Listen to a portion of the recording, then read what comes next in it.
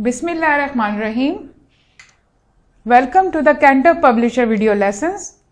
Before starting the lesson, dear student, you must have with you grade 8 English textbook. We will start our lesson from unit number 1, the farewell sermon of Hazrat Muhammad sallallahu alaihi wasallam.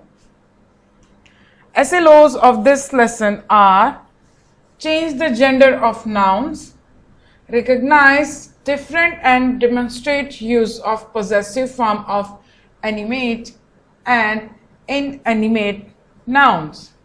Now look at the page number 14 in your textbook. First we will discuss masculine and feminine nouns. I hope you are familiar with both of these, with masculine and feminine nouns. What are these? Let's first discuss what is gender. Gender indicates whether a person or an animal is male or female. Now look at here. Masculine nouns are those words used for men, boys, and male animals, etc. Like man,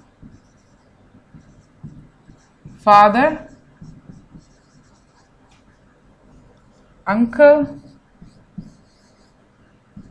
boy, rooster,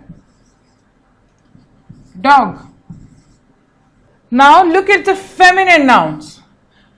Feminine nouns are words used for women, girls, and female animals like hen, mother, wife, aunt, etc. Now look at the common gender. What is common gender?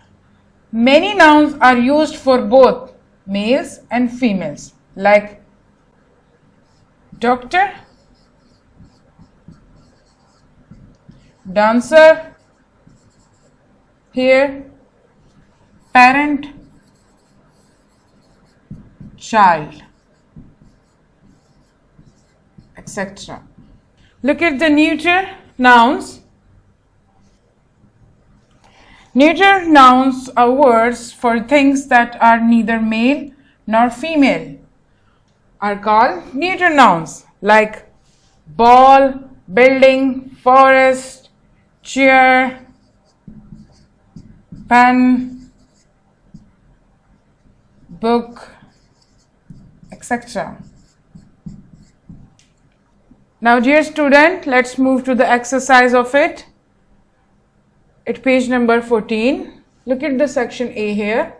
Choose whether the words are masculine, feminine, neuter, or common gender noun.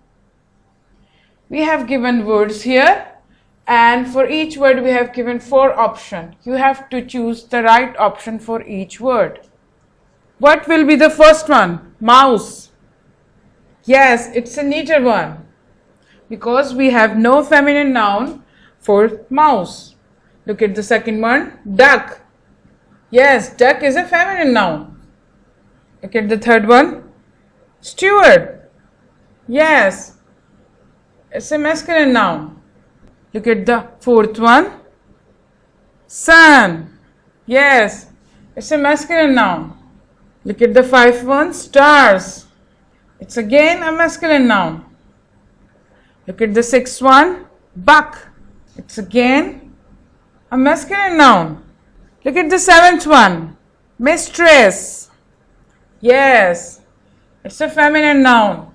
Look at the eighth one, tire. It's a neuter one. Look at the ninth one here, computers. Yes, it's a neuter one. It has no gender. Look at the 10th one, emperor. Yes, it's a masculine noun. Look at the 11th one, bachelor. Again, it's a masculine noun. Look at the 12th one, bride. Yes, it's a feminine noun. Look at the 13th one, gentleman. Yes, it's a masculine noun. Look at the 14th one, niece. Yes, it's a feminine noun. Dear students, you can also learn all these nouns from your dictionary too.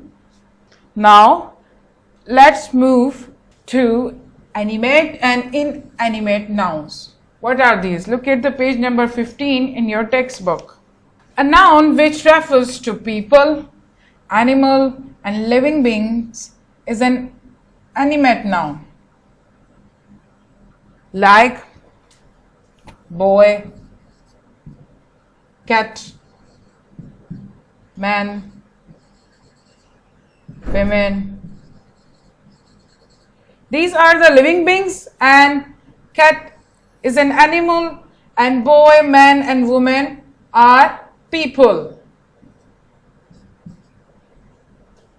And these are called animate nouns, which actually are living beings and grow and live. Look at an animate noun. An animate noun refers to things that are not alive. Like, look at the example here. The elephant got attention of the children at the zoo. Here, the zoo, in this sentence, elephant and children are animate sound because they are animals and living beings. Whereas zoo is an inanimate sound because it's not a living being. Another example of inanimate sounds are chair, book, pen, window, etc. Now look at the possessive form of animate and inanimate nouns. In general, only an animate noun has the possessive case form. It denotes certain object's quality or an attribute that belongs to a living creature. It shows relationship between the nouns or the ownership, like how. Look at the example here. Possessive case of singular noun is found by adding apostrophe and s ending to the noun. Here, this is apostrophe. It shows the relationship between the nouns and the ownership. That which things belong to who. Look at the example here. The lion's den. Here, the den belongs to lion here. There is a relationship between the lions and the den, ownership. Lion is the owner of his den, so it belongs to him, and that's why we have added apostrophe here and s to show the ownership or to show the relationship between them. Here, look at the second example. The boy's uniform. Yes, the uniform belongs to the boy, that's why we have added apostrophe and s here. Look at the possessive case of plural noun is formed just by adding an apostrophe. How? When plural noun or any other noun end with s here, we simply put apostrophe after s, like this. The witness statement. The ankle's bone. Here, the ankles is a plural form, so we have added s, and then after that we have added apostrophe. Let me give you some other examples too.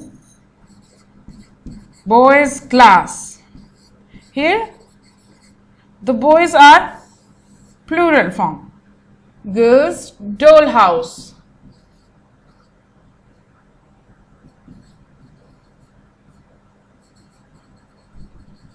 Here the girls are plural form.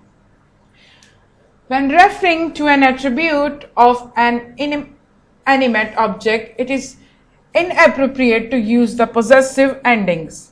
An animate object such as a train or a cupboard cannot own anything.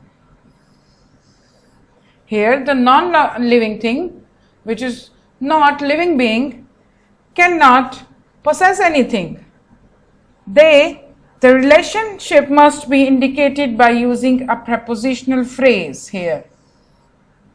Therefore, we speak and write not about the car's hood, but about the hood of the car. Here, preposition, as we discussed in our previous class too, what are the preposition? Prepositions shows where the things are, and it shows the relationship between the nouns or the pronouns. So here we cannot use car's hood. This is incorrect. The right word will be hood of the car. Here we will use of the preposition here to show the relationship between the inanimate object. We can use apostrophe in s with animate objects, but with inanimate objects we can only use preposition to show the relationship or ownership. The preposition of introduces a phrase that explains the relationship between the chair and the leg. Leg of the chair, like leg of the chair. It shows the relationship between chair and the leg. Now look at the exercise here. Choose the correct possessive nouns, keeping in view animate and inanimate nouns. We have discussed both nouns here, so we will do the exercise now. Look at the first one. The radio of that car or that car's radio is not working. The bold letters, you need to choose between both of them. There is a slash here between them. You have to choose one of them. Which one is correct? Radio of the car or the car's radio? Yes, we have discussed this. Radio is inanimate sound, not a living being. So here we will choose the phrase with the preposition of here. Yes, this is the correct one. Now look at the second one.